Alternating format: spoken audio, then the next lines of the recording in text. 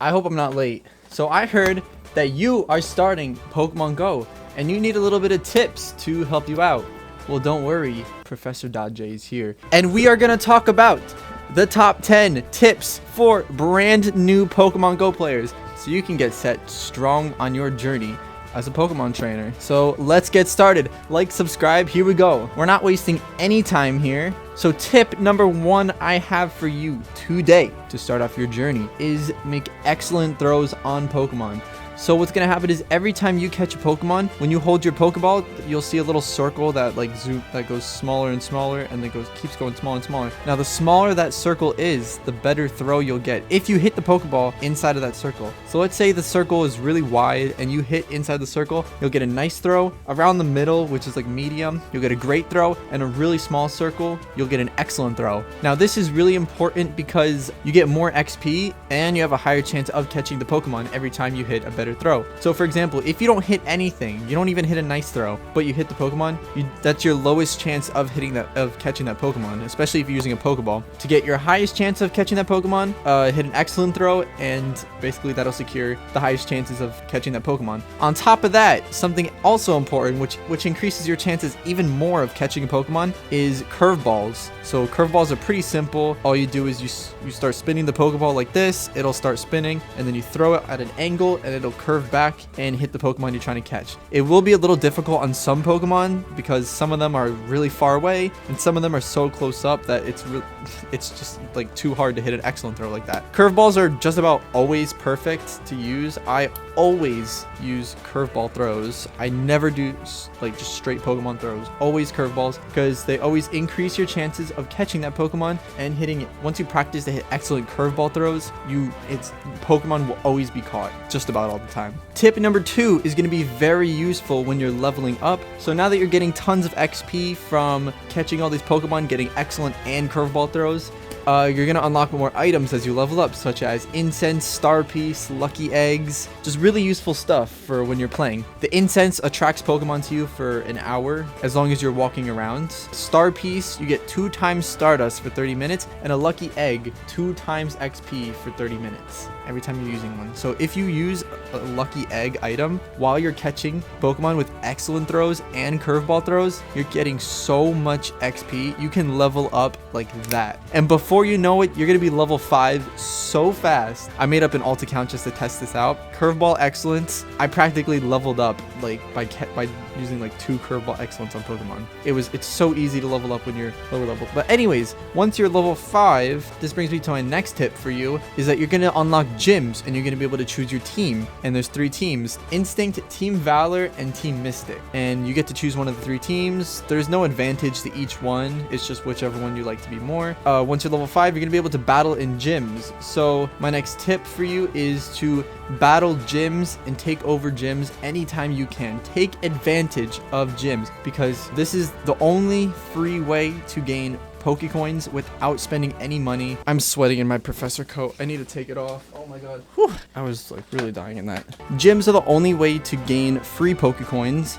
You basically just put your Pokemon in a gym, and next time someone takes it down, you'll gain Pokecoins. Pokecoins are the in-game currency for the game. If you don't choose to get them from gyms, you have to buy them with real money. So you can buy all the items in the game. Really useful stuff. So I definitely recommend do this every single day, 50 Pokecoins. On top of that, when it comes to gyms, you're going to unlock raids. And so every day you'll get a free raid pass where you can battle in a raid. So my next big tip for you is battle in raids every single day. The best raids to do are definitely the legendary raids. For example, Dialga is in raids right now. Dialga is an amazing legendary Pokemon, Steel and Dragon type. It doesn't matter what level you are, you can catch it at like 2000 CP and boom, right there. You haven't even unlocked 2000 CP Pokemon. Super useful. I tested this back when Mewtwo was still in raids. I literally caught like a 2300 CP Mewtwo and I was like level 6. Like it's ridiculous, and it's definitely something you should take advantage of. Tip number 5 is going to be very important for your time playing Pokemon Go. It'll always be important in even if you're not playing Pokemon Go, another Pokemon game, this goes across for every Pokemon game ever, and that is to learn the typings of Pokemon, like weaknesses and resistances. For example, the 3 starters in every Pokemon game will always be water, fire, and grass. Now, it's basically a triangle if you think about it. Fire's strong against grass, grass is strong against water, water's strong against fire. And it's the same thing if you go the opposite way, they're weak to each other. Fire is weak to water, water's weak to grass, grass is weak to fire. It's a triangle. There's about, I think 16 different typings in the game. I'm not actually totally certain about that. Pokemon has 16 different typings, so learning all the resistances and weaknesses are going to be very useful, especially when taking down raid bosses. For example, a legendary Pokemon. If you're battling a Mewtwo, which is a psychic type Pokemon, you're going to want stuff that are obviously strong to it against it, not weak against it. So you want to use stuff like ghost type Pokemon, dark type Pokemon. Those are Psychic's 3 weaknesses. You definitely want to use those. And make sure also when it comes to attacks, like the Pokemon could be a dark type. For example, Tyranitar could be a dark type, but it has a rock type move. So you want to make sure that it has the actual typing move that'll be strong against it. You can always change the typing with TM's item, which you do get in raids, which is another reason why to raid. And it'll always help you out when playing Pokemon because the recommended party it usually chooses for you almost always sucks and you never usually want to use it.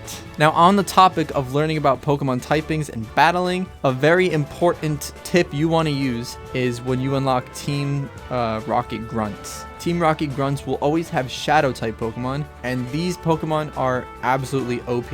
Now, Shadow type Pokemon are basically just a different variation. For example, we have regular Machop and then Shadow Machop. They're basically the same Pokemon, except one has a 20% attack bonus and the other one doesn't. A regular Pokemon does not have a 20% attack bonus. Shadow Pokemon do, which is why they are so useful almost all the time.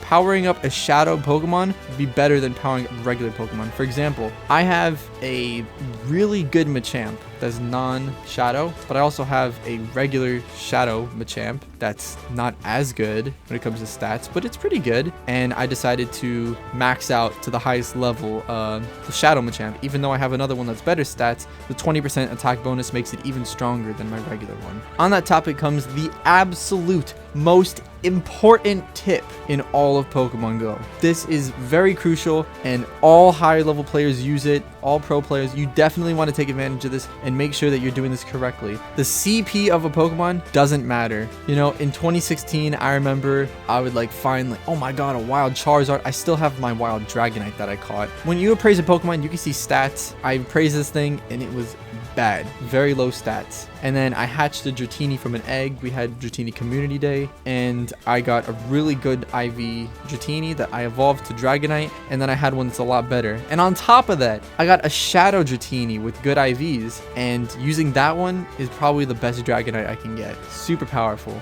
And also another thing when it comes to IVs, the higher IV stat Pokemon you have, for example, a low stat Dragonite versus a high stat Dragonite, or even a 0% stat Dragonite versus a 100% stat Dragonite. You can bring the 100% stat up a few hundred CP higher than the non. So it's always more useful to use. And of course, there's a lot of different scenarios where there's actually a minimum stat. For example, if you catch a weather boosted Pokemon, the stats of the Pokemon that you catch will guaranteed. It's impossible to catch a 0 IV one. It has to be at least 333 or 444. I can't remember. I'm pretty sure it's 444. And also, if you're raiding a Pokemon, no matter what, that raid Pokemon will always have a minimum stats of 10, 10, 10. It can only get better from there. And there's a few other scenarios, such as trading for lucky Pokemon, which we'll get into in a little bit. But basically, if you get a lucky Pokemon, the stats will guaranteed be minimum 12, 12, 12, which is already almost perfect stats. Super useful. I can always go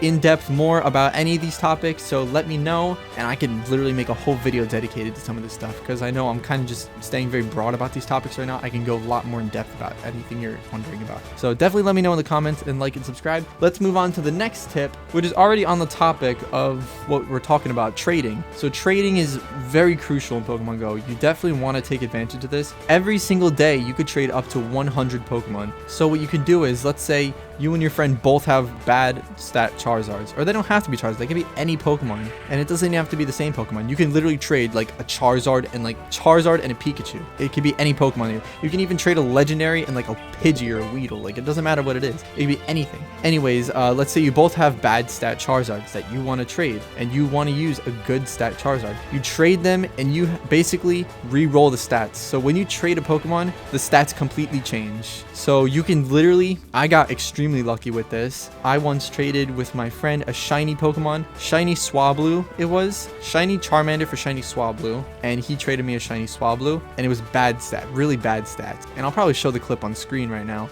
He traded it to me, and it actually happened to become a 100% IV Pokemon, which is ridiculously good. And basically that's what re-rolling stats are. Another reason why trading is so crucial is because the farther distance a Pokemon was caught and traded, you actually earn more candy for. So for example, if I caught a Pokemon in the East Coast of the United States and somebody else caught a Pokemon in the West Coast of the United States, that's across the entire country. That's over 1,000 miles away easily. Probably a lot more, but I'm just rough estimates right now and just examples. So let's say you trade those two Pokemon together. Because they were so far distance, you actually gain 3 candy per trade from that trade instead of 1 candy, which is actually why it's better to save Pokemon for trading instead of transferring them. Because when you transfer a Pokemon, you only get 1 candy back, but if you trade it from a far distance, you can actually gain up to 3 candy. And doing that for 100 trades is going to get you 300 candy, an extra 200 candy bonus from trading that day, which is so useful, and you really want to take advantage of it. Now we're going to switch gears a little bit to another tip that is extremely important, is that you want to keep up with the Pokemon Go news to find out which events are going on and which ones are coming up, which ones are coming up soon. So for example, I made a video, my last video I made, which was talking about the August updates and events that are coming out, and it's very useful to know this because you know what's coming up. For example, the Bug Off event is coming up very soon in the month of August, and basically it features a ton of bug type Pokemon. Now this is really useful to know because maybe you need a certain bug type Pokemon, maybe you want to catch the shiny for it, you need more candies to evolve. This is your perfect time to do it. There's a few different events that happen often that you really want to take advantage of. For example, every single month, no matter what, every month has Pokemon Go Community Day event. Now, Community Day is a very useful event where tons of bonuses and one specific Pokemon will be featured in spawning, basically only that Pokemon spawning for whatever the time span is. So for example, August has a very good one that people are very excited for, Zigzagoon. Now Zigzagoon is very useful because it's a rare Pokemon, you don't find it really often, and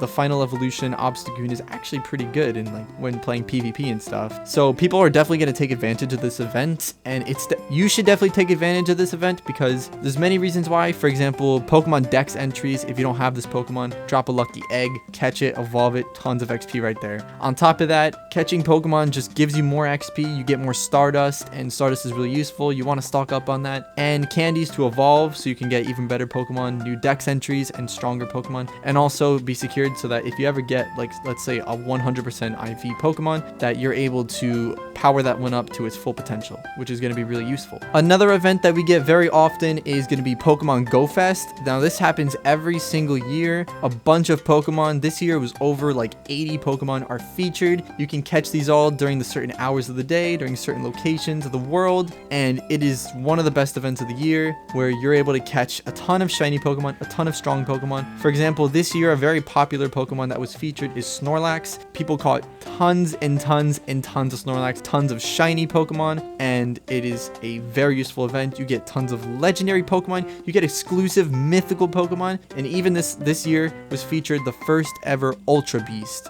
This is really useful because Ultra Beast, as we know of currently, the 3 that were featured currently cannot be caught at all unless you attended Go Fest. And these Pokemon are pretty strong. For example, Buzzwole, and I forget the other one's name. And the next one that's coming out in Japan, which is the Go Fest in August, is going to be Xurkitree. Now these Pokemon are really useful. They're exclusive. You're going to want them, but only if you're attending the event. And then of course we have stuff like the Halloween event, which features tons of Ghost type Pokemon. Gengar is probably the most notable Ghost type Pokemon that you really want to catch, and you can definitely catch an absolute ton of Ghastly to evolve into a Gengar and get a good IV one. Here's my Pokemon right here. Every professor has their starter Pokemon. This one's mine. And for my absolute final tip is going to be a brand new one, which literally came out like not even like a week ago. It is going to be to use your daily incense every single day. Your daily incense is a new item that just came out literally about a week ago into the game, and it's basically an incense that works for 15 minutes. You get pretty exclusive Pokemon, and you have a chance of catching some really rare Pokemon. Like, for example, I used mine yesterday, and I actually caught myself a wild Venusaur. Like, not even kidding. A wild Venusaur. That's a really good catch. Like, that's rare. You're not really gonna find that in the wild often. I also caught a wild Kabutops. I've seen reports online of people catching wild Rhyperior, wild Mamoswine, and the one that everybody is after, the brand new legendary Galarian birds. So Galarian, Articuno, Zapdos, and Moltres. Those are very, very rare right now. They have a really high flee rate, which means if it breaks out of the ball, there's like a 90% chance that it will flee. The Galarian birds are really powerful, especially if you're a low-level player. Any legendary is really useful to you, which you definitely want to use. So definitely take advantage. Use your daily incense, catch everything you can. Using all these tips, in my personal opinion and experience, will get you really far. You'll level up really quickly. You'll have some really good Pokemon to battle with. You'll have some really rare Pokemon to battle with. So there we go, everyone. Thank you so much for listening to my top 10 tips for beginners in Pokemon Go. If you'd like to learn about anything else, I would love to do these daily videos where I go in depth about a lot of different things. So thank you guys so much for watching. Let me know in the comments what you want to learn more about. I will definitely educate you on whatever you like to learn. And thank you guys so much for watching. Like and subscribe. In the description of this video, I have my Discord server if you want to join it. We have a lot of like Pokemon show-offs and just a lot of Pokemon fun that goes down in there. So definitely join. You can even add me as a friend. I will definitely send you raid invites if you want it. So definitely go down to the Discord, join the Discord server, check out all the other links down below. I post a lot of Pokemon Go content and maybe some other stuff like Minecraft and stuff. But thank you guys so much for watching. I appreciate every single one of you, and I will see you in the next video.